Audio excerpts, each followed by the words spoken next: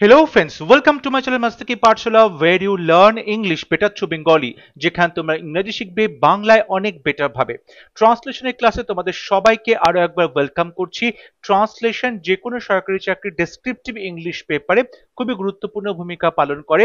Next month তোমাদের PSC miscellaneous পরীক্ষার men's হতে চলেছে এবং সেই পরীক্ষাতে দুটি ট্রান্সলেশনের প্রশ্ন থাকবে।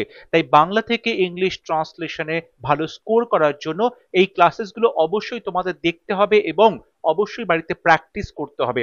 বিভিন্ন সরকারি চাকরির প্রিভিয়াস ইয়ার্সে যে সমস্ত ট্রান্সলেশনের প্রশ্নগুলো এসেছিল সেগুলো সলভ করে বিভিন্ন ক্লাসেস নিয়ে আসা হয়েছে। এছাড়াও পিকেদের সরকারের বইতে যে ট্রান্সলেশনের এক্সারসাইজ রয়েছে সেগুলো সলভ করে বিভিন্ন ক্লাসেস নিয়ে আসা হয়েছে। আশা করছি প্রত্যেকটা ক্লাস তোমরা দেখেছো বা সেখান থেকে প্র্যাকটিস করছো। আশা করছি এগুলো অবশ্যই তোমাদের পরীক্ষায় অনেক হেল্প করবে। তাহলে শুরু করছি আজকের লেসন। এখানে যে প্যাসেজটি দেওয়া আছে সেই প্যাসেজটি আমরা প্রথমে বাংলা থেকে যে বাংলায় রয়েছে সেটা ভালো করে সহজভাবে বোঝার চেষ্টা করব, তারপর প্রত্যেকটা সেন্টেন্স বাংলা থেকে ইংলিশে ট্রান্সলেট করব। বলা হচ্ছে পুরাকালে মানে অতীতকালে মানে প্রাচীন যুগে অযোধ্যায় দশরথ নামে এক রাজা ছিলেন। তাহার চারটি পুত্র ছিল। রাম তাহার জ্যেষ্ঠ পুত্র ছিলেন, মানে বড়, সব থেকে বড় ছেলে ছিলেন। রামচন্দ্র খুব বড় বীর ছিলেন। ছোটবেলায় তিনি তারকা নামে এক ভয়ঙ্কর রাক্ষসীকে বধ করেছিলেন। তিনি জনক রাজার কন্যা সীতাকে বিবাহ করিয়াছিলেন। পিতার আদেশে তিনি স্ত্রীকে সঙ্গে লইয়া বনবাসে গিয়াছিলেন। রাক্ষসরাজ রাবণ সীতাকে হরণ করেন। রামচন্দ্র রাবণকে বধ করিয়া সীতাকে উদ্ধার করেন। 14 বছর পর তিনি আবার অযোধ্যায় ফিরিয়া আসেন। এই প্যাসেজটি এবার আমরা বাংলা থেকে ইংলিশে ট্রান্সলেট করব। প্রথম সেন্টেন্স, পুরাকালে অযোধ্যায় দশরথ নামে এক রাজা ছিলেন। পুরাকালে মানে প্রাচীন যুগে, তাহলে বলতে পারি in ancient time, in ancient time, কিংবা বলা যেতে পারে ইন ওল্ডেন, ওল্ডেন টাইম, ইন ওল্ডেন টাইম। ঠিক আছে, আমরা এখানে ইন এনশিয়েন্ট টাইমসও বলতে পারি, ইন ওল্ডেন টাইমসও লিখতে পারি। সেখানে ছিলেন এক রাজা। এই যে ইন্ট্রোডিউস করা হচ্ছে তখন আমরা দেয়ার দিয়ে শুরু করতে পারি। দেয়ার ছিলেন ওয়াজ এ কিং। যখন দেয়ার দিয়ে সেন্টেন্স লেখা হয় সেখানে দেয়ার কিন্তু সাবজেক্ট নয়, এটা ইন্ট্রোডাক্টরি দেয়ার। আসল সাবজেক্ট পরে বসে এবং সেই সাবজেক্টে যে ভার্ব সেটা কিন্তু তার আগে বসে, অর্থাৎ দেয়ারের পরেই আমরা ভার্বটা বসাই এবং তারপরে গিয়ে আসল সাবজেক্টটা বসে। ওকে, so there was a king, কোথায়? অযোধ্যায়, ইন অযোধ্যায়া, ইন অযোধ্যা, যার নাম ছিল নেমড দশরথা। দশরথ ছিল, তাকে বলা হয় দশরথা। ঠিক আছে, সো ইন এনশিয়েন্ট টাইমস বা in olden times there was a king in Ayodhya named Dasharatha. তাহার চারিটি পুত্র ছিল। তাহলে দ্য কিং, কিংবা আমরা এখানে তাহার বলতে প্রোনাউন হি ব্যবহার করতে পারি। ছিল তাহলে হি হ্যাড চারটি পুত্র, four sons, he had four sons. Ram তাহার জ্যেষ্ঠ পুত্র ছিলেন। রাম ইংলিশে আমরা রামা বলবো। রামা ছিলেন ওয়াজ তাহার মানে তার, হিজ জ্যেষ্ঠ পুত্র, এল্ডার সান। আমরা এখানে এল্ডার সান বলতে পারি। রামা ওয়াজ ইজ এল্ডার সান। ঠিক আছে, বড়, এল্ডার সান বলা যেতে পারে। আমরা যদি এখানে এল্ডেস্ট শব্দটা ব্যবহার করি তাহলেও ভুল হবে না। রামা ওয়াজ ইজ এল্ডেস্ট সান, বা বলতে পারি রামা ওয়াজ দি এল্ডেস্ট সান অফ দশরথ। এরকমও বলা যায় যে রামা ওয়াজ দি এল্ডেস্ট সান অফ দশরথ। ঠিক আছে, কারণ আমরা জানি একটা সুপারলেটিভের আগে দি বসানো আছে, দি এল্ডেস্ট সান অফ দশরথ এটা বলতে পারো, কিংবা রামা ওয়াজ ইজ এল্ডার সান। রামচন্দ্র খুব বড় বীর ছিলেন।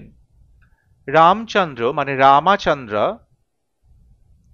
ছিলেন, তাহলে এখানে past tense, simple past tense, was খুব বড় বীর। Rama was a great hero, great hero বলতে পারো। ঠিক আছে, বা আমরা এখানে বলতে পারি Rama was very valiant. Valiant মানে বীর, যার মধ্যে বীরত্ব রয়েছে, ভ্যালিয়ান্ট। তো রামাচন্দ্র ওয়াজ ভেরি ভ্যালিয়ান্ট, বা রামাচন্দ্র ওয়াজ আ গ্রেট হিরো। ছোটবেলায় তিনি তারকা নামে এক ভয়ঙ্কর রাক্ষসীকে বধ করেছিলেন।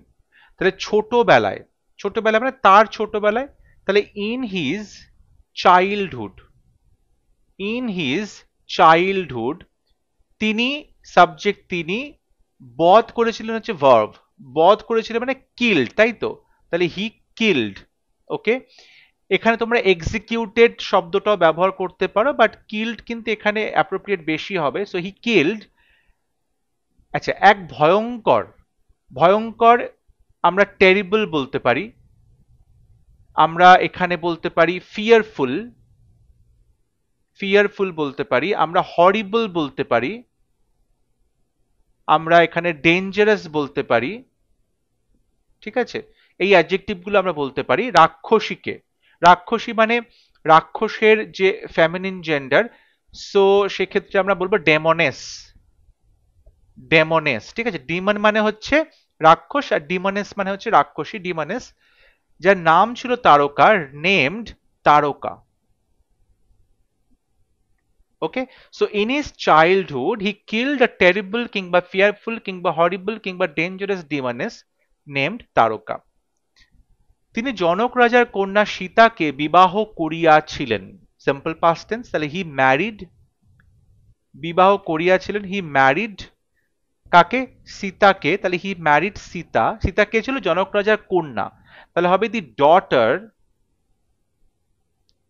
দি daughter of Janak raja king Janaka, king Janaka. তাহলে he married Sita, the daughter of king Janaka. পিতার আদেশে তিনি স্ত্রীকে লইয়া বনবাসে গিয়াছিলেন, বনবাসে গিয়াছিলেন। দেখো, বনবাসে গিয়েছিল মানে বনে থাকতে গেছিল, সেটা তুমি বলতে পারো। তাহলে স্ত্রীকে সঙ্গে লইয়া তিনি গিয়েছিলেন, তাহলে হি আমরা এরকম বলতে পারি, হি টুগেদার উইথ, সঙ্গে করে, he together with his wife, he together with his wife গিয়েছিলেন। তাহলে এখানে গিয়েছিলেন মানে অবশ্যই এটা সিম্পল পাস্ট টেন্স আসছে। হি টুগেদার উইথ হিজ ওয়াইফ গিয়েছিলেন, ওয়েন্ট, কোথায় গিয়েছিলেন? বনবাসে। তাহলে আমরা এখানে বনবাসটাকে এভাবে বলতে পারি, ওয়েন টু এক্সাইল। এক্সাইল মানে হচ্ছে নির্বাসনে যাওয়া। ঠিক আছে, নির্বাসনটা কোথায়? জঙ্গলে, টু আ ফরেস্ট। তাহলে he went to exile to a forest, জঙ্গলে গেছিলেন নির্বাসনে। ওকে, এটা বলতে পারি। দেখো, জঙ্গলে নির্বাসনে গেছে মানে বনবাসে গিয়েছিলেন। ঠিক আছে, আর কেন গিয়েছিলেন? পিতার আদেশে। তাহলে by the order, by the order of, পিতার আদেশে, by the order of his father, by the order of his father. ঠিক আছে, কিংবা এই যে by the order of his father যদি এটা না বলে আমরা এভাবে বলি যে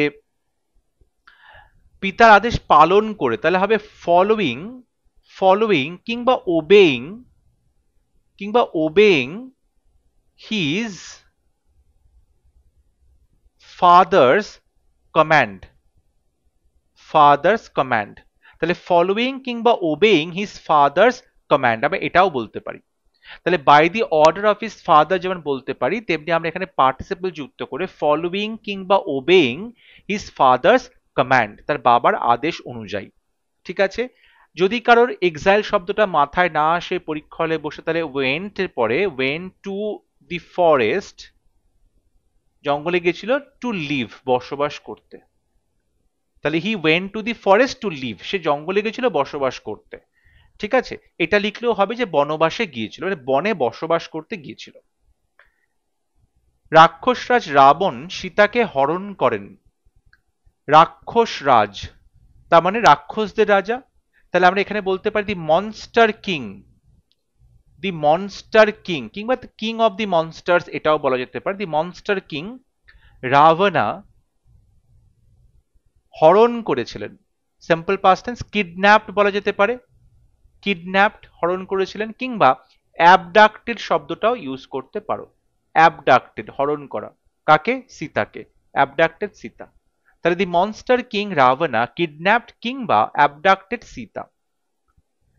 রামচন্দ্র রাবণকে বধ করিয়া সীতাকে উদ্ধার করেন। রামচন্দ্র রাবণকে বধ করিয়া সীতাকে উদ্ধার করেন।